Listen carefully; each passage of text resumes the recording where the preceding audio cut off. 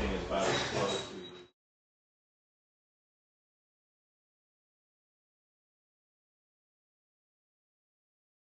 I started at Davis in '98, and I really wasn't going there for winemaking at all. I was going there to be a surgeon, actually. That was my ambition. And I had to take an elective, and Carol Meredith was teaching a introduction to winemaking class. So I'm like, oh, that fits perfect into my time slot. So I took it, and I just fell in love with it. And I'm like, wow, this is incredible. You know, so much culture and the winemaking and the food, and it just sounded like a great career, and wow, you could really get paid for doing something like this. So I continue with my sciences, because there's a lot of really hardcore sciences in order to do the actual major. And 2 years after that, I figured, well, you know, I better go work at a winery to see if I really like this. So I went to Pine Ridge. They hired me that year as a lab tech, and that was in 2000. And it was one of those things where I got up in the morning and I couldn't wait to get to work, and I didn't want to leave. I mean, I loved it that much, and I still love it that much, which is really great to find something, you know, that you're so passionate about and you get paid for it, which is always good. But I continued going back to Pine Ridge 2001, 2002, and then I graduated and did a little internship in Chile for about 3 months and made some red wines down there in the Colchagua Valley.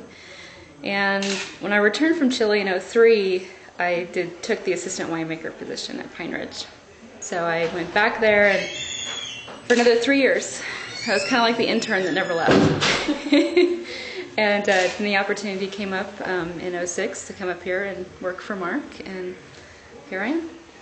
Now, you went to Davis with hopes of being a surgeon. What did your family and friends think of you giving that up for this? Well, Mom and Dad were crazy about that in the beginning, especially when I called them as a freshman in college and said, I think I want to make wine. You know, will you pay for my education to do that? They're like, no.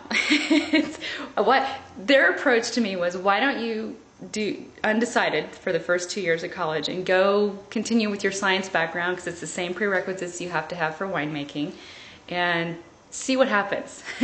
Well, I knew it from that class that I was going to do that, and you know, it was one of those things where you only wanted to study that thing and you only wanted to think about that thing. And I'm like, look, it's been 2 years. I'm still on the same mindset I was as a freshman. This is what I'm going to do. And that was when I went to work for Pine Ridge, because it's like, look, if I'm going to invest another 2 years into this, I want to know what it's like to work in this industry. Pine Ridge, you started off pretty high up the totem pole. Yeah, I was 20 years old when I started at Pine Ridge as an intern. I mean, I wasn't even legal to drink when I started working at a winery, which is pretty bizarre.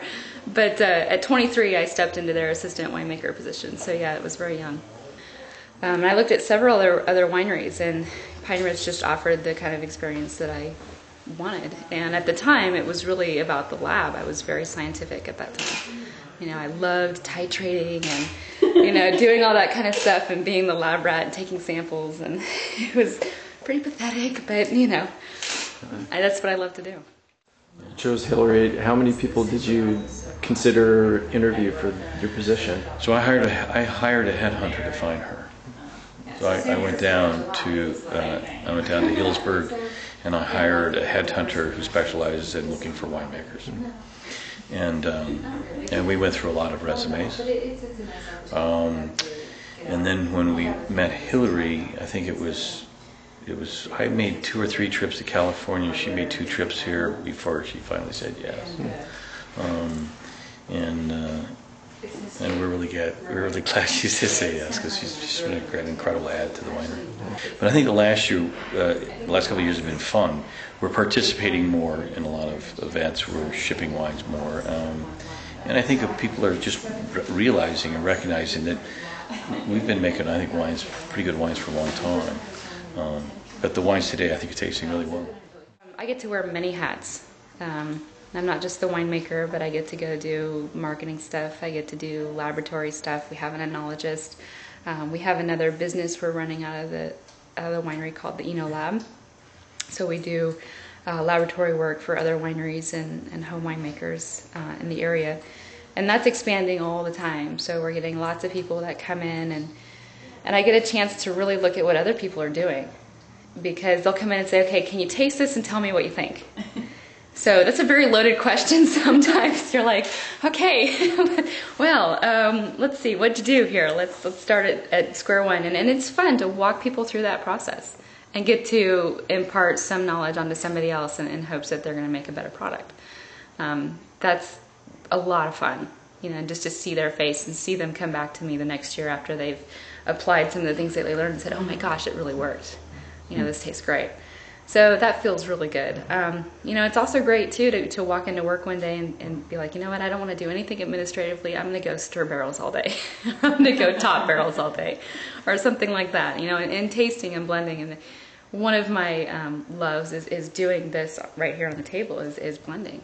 I really get the opportunity to split hairs and start to get really creative about what do I want to put in the bottle. I remember interviewing Carolyn Lakewald at Gibbons Lane down by Olympia a few years ago, and such a small operation. She said it was like each barrel was like a child. Yeah, no, it's true. It really is true. I mean, you go out there and you taste each one of them, and you have a direction and a plan and a hope for each one of those barrels. And I mean, I have copious notes on things, and I'll spend a whole day out there just going barrel to barrel to barrel. And I think that what makes us so unique is that each barrel has a specific direction, a program that it goes to. You're new in the Northwest. What sort of hobbies or other interests do you have? Oh boy, Cab Merlot and Cab. No, I do a lot of other things. I love going to baseball games. Now, I was a big Giants fan, but now that I'm in the Northwest, gotta watch the Mariners. So I do that a lot when they're in season, and I'll go to the ballet, and I'll go out to restaurants to eat, and I'll take little side trips. A couple weekends ago, my mom came up. We went to Vancouver, and right now it's more about exploring the Northwest for me than anything else. Taking a weekend and saying, okay, where can I go and what can I go see?